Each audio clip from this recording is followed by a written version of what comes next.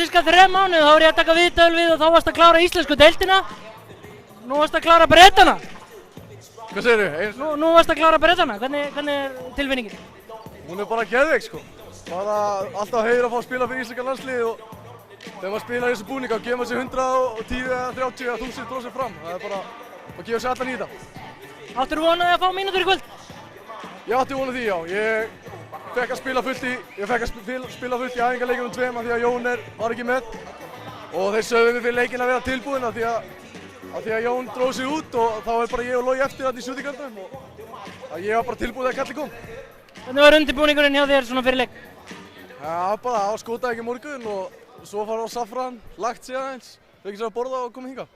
Leikurinn í kvöld, þú fórst hægt á stað en fórst síðan að finna þig eða? Já, þetta er svona fyrsta skipti sem maður fær alveg hlutverk í íslenska landsliðinu og við kynna alveg að hafa svona smá fiðringur í byrjun en svo þegar að leið á leikinn þá bara leti leikinn koma til mín og það gekk eftir. Hefur það verið pressa núna fyrir næstu leiki? Já, það er bara, ég vona það. Ég fíla að vera undir pressu og ef maður taka 9 þá er maður undir pressu væntanlega. Talandi 9, en það er Jón ekki að slást fyrir henni núna? Það er að segja ef hann kemur aftur? Það er bara svoleiðis, það er alltaf að berjast fyrir stöðu sinni í þessu liði, það er bara svoleiðis.